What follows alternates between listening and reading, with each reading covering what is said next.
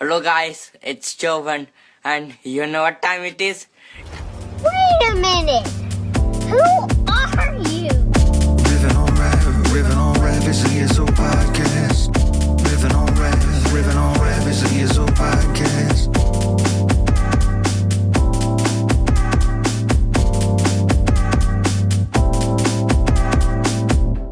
I got some skateboard buddies. Without further ado, let's bring him on stage. The man, the myth, the legend. Wilfrid Cyrus. What's happening? What's up? Are you? Happy to be here. Yeah, man. Thanks for being here. Steven, are you booing him already? Was that a? I said, yo. So, Cyrus, why don't you just, if you don't mind, do a little intro as to who you are, like kind of what your background is in terms of being a DJ producer, and kind of like just we'll go from there.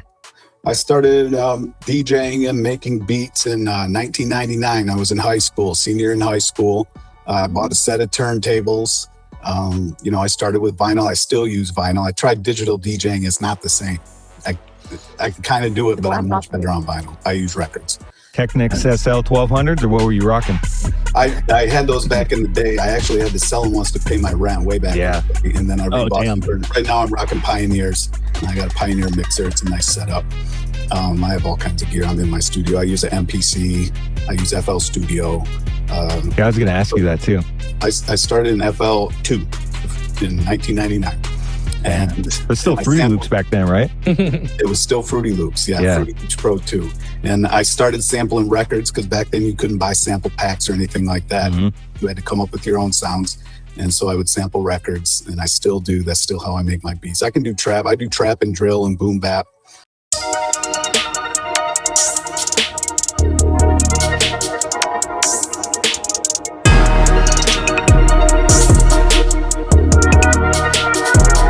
I do like jazzy boom bap. That's my favorite. Sample funk and soul. Actually, I have a new album coming out with my couple of friends from Flint who are rappers, and I did all the beats. They're all soul samples. It's probably my best work that's coming out soon. Oh, sweet. So, and I DJ'd in Flint for a number of years. I worked for a nonprofit organization that helped the arts community, and we threw all types of shows all around Flint, and I was kind of the DJ for the group. Did that for, I don't know, I think it was about 8 years. DJ'd there's a stage in Flint, I've DJ'd on it. Nice. That's awesome. Had kids, and we moved up north to a town called Manistee. I'm on the coast of Lake Michigan. It's a little beach community, kind of a tourist town. And I'm still doing my thing up here. So nice, man. You came up then like ICP and that era in Detroit area? Yep. I grew up in between Flint and Detroit, like a small town in between Flint and Detroit. I grew up going to concerts in Detroit and stuff like that. But yeah, ICP, I'm going Kid Rock and shit. Yeah. I remember Kid Rock when he was a rapper. Yeah. When Eminem came out, was like an atom bomb where I was from. Oh yeah. I bet. Yeah. It was crazy. What a wonderful day. I should go outside and play. Ain't no need to sit inside the house and hibernate. Hibernate. I was just about to toss a live grenade in your driveway and drive away. Yeah, not to skip ahead, because I did have it on my list of things to talk to you about, which is physical media. So like, yeah, you seem like, vinyl, like kind of still being true to like physical media versus digital. Is that kind of how you are? Vinyl head, bro. I have a small business. I sell vintage vinyl. Oh my God, love it. I sell records faster than I can buy them. It's crazy. I couldn't do it. You have a record store? Like, is there like a physical store? I sell in an antique store. Oh my God, I have like 1,000 records in an antique store. And I miss that so much. That's the best. That's where I used to buy all my records. Like an old antique store in town, and the lady used to sell them pretty much like, whatever I could find. She'd be like, it's like $1. And so I just go buy every record under the sun, and she'd charge me $1 for it. Or you could just wander around and look at things. I'd love to. My lowest record's $10, and they go up, Yeah. Well, yeah, it was a different time. Different era. Yeah. I still look for those dollar crates though. For samples, I'll dig dollar crates all day. Oh, yeah, you still do that? Just rifle through song after song looking for something? Drops and Sundays. A lot of my Sundays are spent needle dropping, looking for samples. I'll stand there and go through 2 crates of records. Oh my God. Drop! So you talked about needle dropping. Is that like a technique? So again, I'm completely unaware of like what this process is. Needle dropping is something that goes back to the early days of hip hop. What's up? I went digging for some vinyl. I'm going to needle drop these records and we'll find some samples. That's what the original DJs back in the day would needle drop. And some of those guys are so good. They, you know what a breakbeat is on a record, right? There'd be one little loop on a record where the band drops out and the drummer just plays. And that's what people would dance to. And the DJ would let that play and drop the needle so perfectly he could drop it on the one of the breakbeat.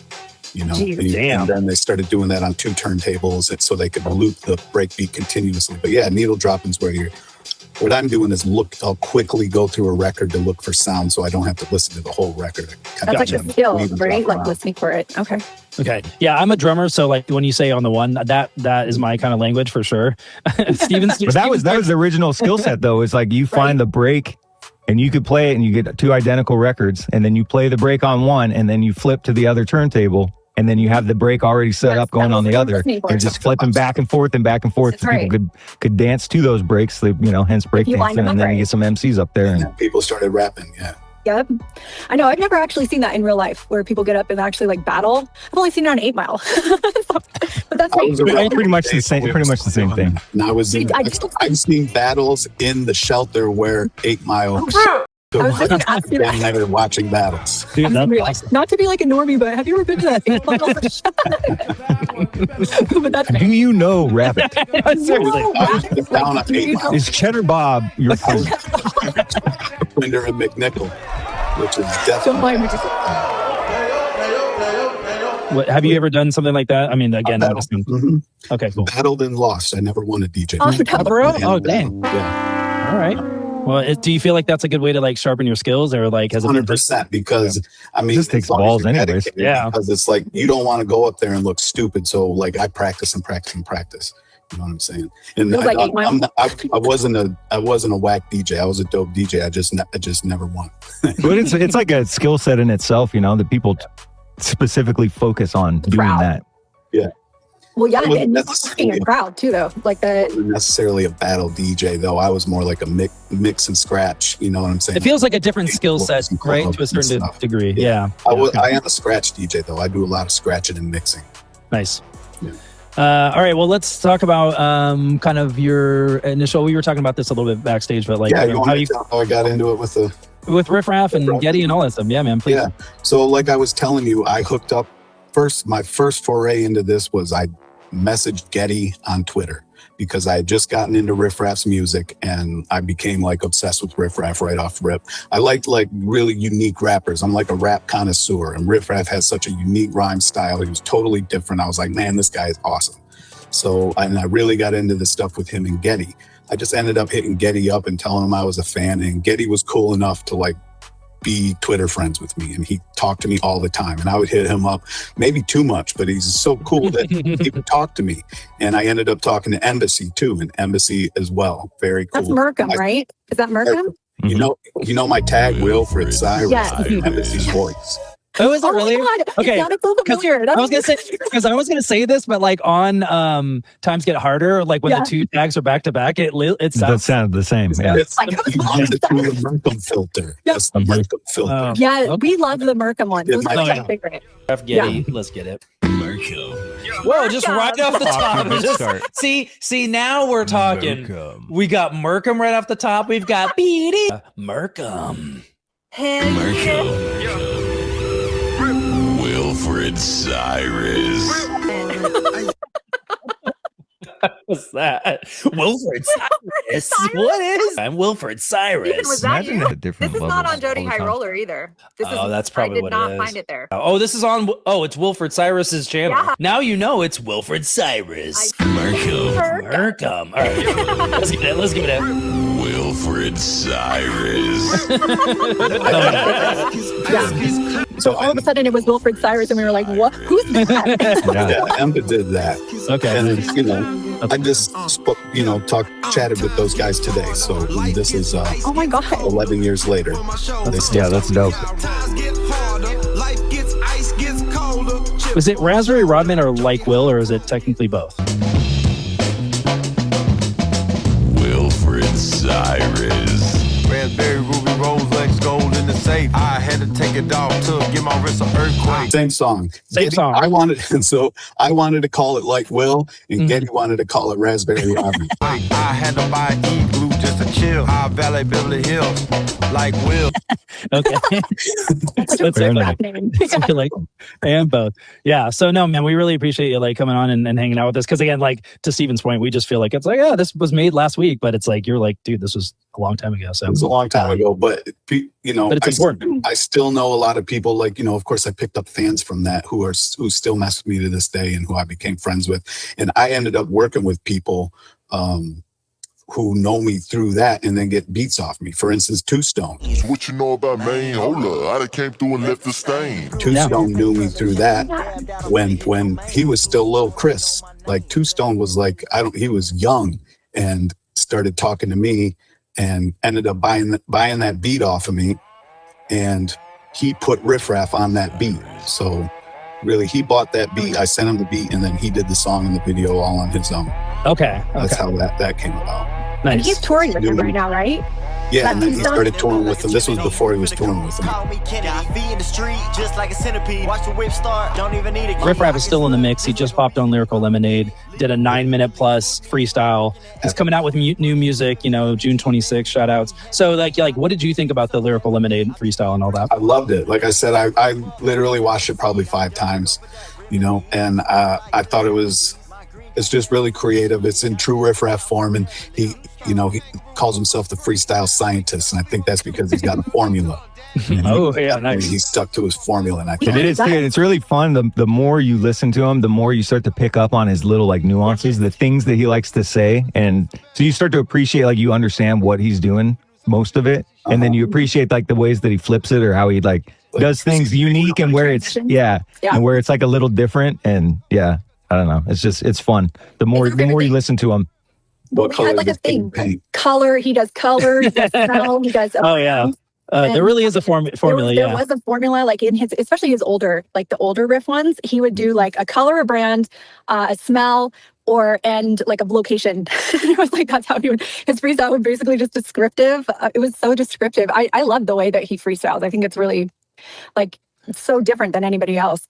Yeah, well, and that kind of started bringing us into the conversation of like freestyle versus written, which, I mean, we know now that, I want to say not all, but most of the Lyrical Lemonade is some of his new music, basically. Is it? Does anyone know this? It is. Yeah. But, I just saw a video of one of the tracks that he did on there. Right. It's well, all of a sudden I'm hearing Snip Snip Gun, which we've flipped like a million times because we love that part. We love that. And like it's actually a part of our outro that Steven put on there for like our Wednesday and Friday edited videos because we just love it so much. But it is part of a song, and so like, but again, he always says he never writes anything down. So you're like, wait a second. But like that is a but again, he recorded that album long before he did Lyrical Lemonade. That was part of the promotion. Just reciting a song though, then that's my question. Yeah, it's probably what they want. It's like it says part of his promotion. So yeah, it is part of his. That sounded like it was off top. Like in the beginning, that was off top. Yeah, the beginning. Yes, stuff. I think you're totally right. The Sprinkles beginning. it in, right? Well, not only that, because if you listen to like the back half of it, you can kind of hear where the edits are, like where the voice like almost overlaps in certain lines. Yeah. I said too, and I was like, "Is this edited?" Or I know. I caught it right away, or the first time I heard it, but it's like for sure. I was like, oh, whatever, because that's like I said, that's usually what people go on that show because they're promoting something. Yeah, I wasn't sure what he was promoting, but changes. They were changing camera. Well, and one of the I was like, wait a second. Well, one of the overlapping vocals goes directly with an angle change. So you're like, your brain is kind of like, maybe it was just an angle change. Yeah. Girl, how But I'm allergic to the traffic. Texas beauty pageant. Could have played for Dallas Mavericks. Far from being average. Candy paint my kitchen cabinet. one of the funniest parts for us was the Tony Sherrerigans because we love the Brazilian. The Brazilian trap. Too much salsa sauce. What is it, Cajun? Tony Sherrerigans. Tony Sherrerigans. I've been staying with Tony Sherrerigans. You know what I'm saying? Time Get Harder was right before this. Is that? That's okay. right. We love Time that Get song, Harder by the way. was right when RiFF RAFF muscled up. And the video was right around then. How many songs have you done with GHeTTy at that point? Because you did one with him, but I feel like it was just one verse with him. I think it was called Gold Bars or something. Yeah, having all the gold bars in his gold bricks in his basement. Yeah, That shit is hard. There's Times Get Harder. There's Like Will, and I think that's it. Okay. We might have had one other one, and I have a collab with Embassy too. We did a beat together called Gold.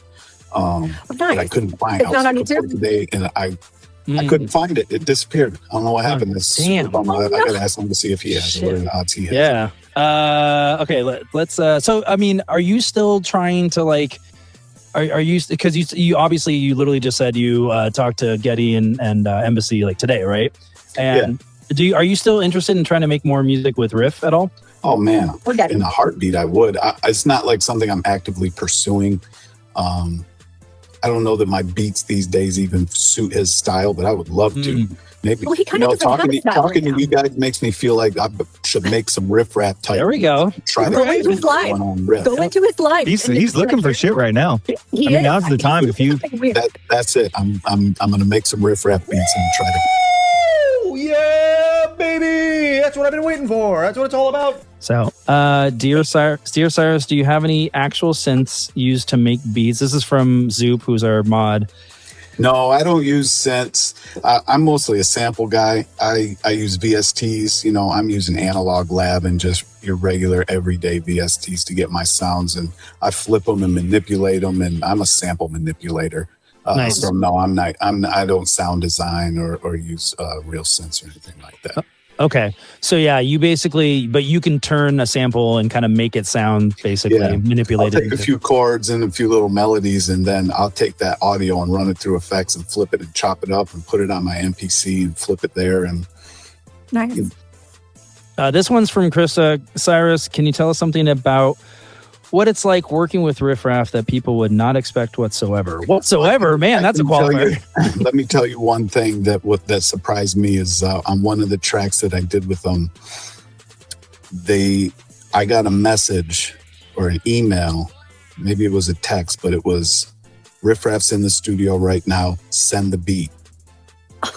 And like I didn't know he was going to be there right then. Had I not been at my computer, had I been at work or something, I'd have missed it. It was he's in the studio, send the beat now, and I did, and then I had it back within like a half an hour. Oh my God, how scary though! You're all wow. Yeah, luckily I was at my computer and the beat was mixed and ready. I was nice. There you go. See, preparation. Ready. Yes. Yeah, man, meets opportunity. Man, thank you for spending your time with us. Appreciate it. And that was awesome. All right, Cyrus. Have a good night, man. Yeah. Peace. Bye, brother. Snip, done. Okay, bye-bye. Okay, bye-bye. Okay, bye-bye. Okay, bye-bye. Wilfrid Cyrus. Yeah. Hey. Okay.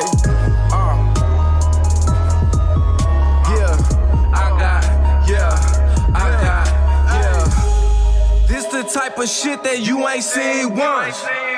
Gold in my basement like I'm King Tut. Twisting up some Kushco with some gold paper.